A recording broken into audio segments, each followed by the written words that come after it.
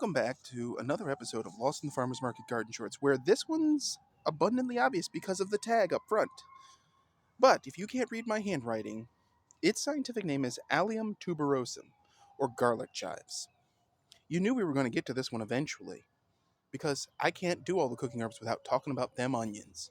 But anyway, they are ultimately in the Amaryllidaceae family, which means they're related to amaryllis, but all onions are in Amaryllidaceae, true onions anyway. So, not a surprise. Now, this is what a traditional plant looks like, and as you notice, flat leaf foliage. The leaves are flat.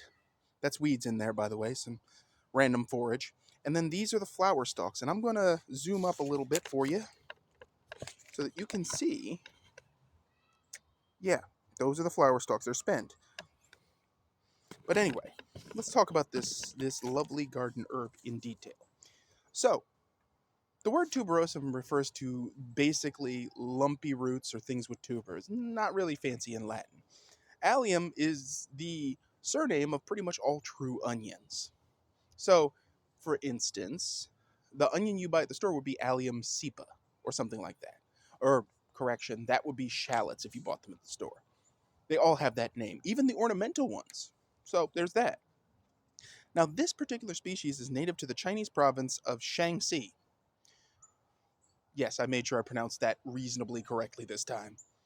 But if I've got that wrong, let me know in the comments. Anyway, it is hardy in USDA zones 3 through 9. It's a perennial. As you can see, it's doing just fine. We're in December when we're filming this, so it's survived several freezes, and it's like, I'm tough, I don't care. But anyway, it prefers a soil pH of 6 through 7. Its exposure is full sun to partial shade, which this plant is a rescue, and I'll get to that in a moment. Its height can be 12 to 20 inches, and as you can see with the flower stalks, as I showed you earlier, possible through the flower stalks almost exclusively. Its width can be 12 to 16 inches, which is again believable. This is actually not one plant, but a cluster of garlic chive bulbs growing together. In fact, this is the new foliage, and this down here draping is the old foliage. Still edible. It's also known as Oriental garlic, Asian chives, and Chinese leek. I'll just stick to the garlic chives. I'm just saying. Anyway, it was originally described in Europe by Johann Peter Rotter. Or that may be pronounced Roter. I'm not exactly sure. It's two T's. Phonetic pronunciation. Anyway, it blooms in late summer or autumn. As you can see by the flower stalks, they obviously came up when they did. You know, there was late summer. It is considered invasive in Australia. And I've heard stories of this getting loose and being a real problem even in North America. But not this specimen. This specimen persisted in a bad sighting for a while. And it was actually rescued from that area, which is filtered shade during the summer, and is recovered in this pot lovely. It's about as big as its cousin, which we're going to see in another video. Because yes, I'm covering normal chives too. Now, what's interesting is that it's used worldwide as a seasoning, and in a limited area, and this actually, I was not able to find any verified accounts of this, but apparently used in some kind of a traditional medicine. Now, as a garden perennial, this plant is basically one of your best onions that you can grow because it's edible bulb to foliage.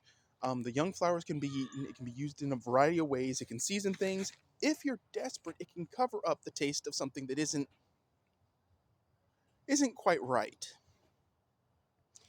Beyond that, the flowers bring in lots of pollinators, much like its cousin, traditional normal chives.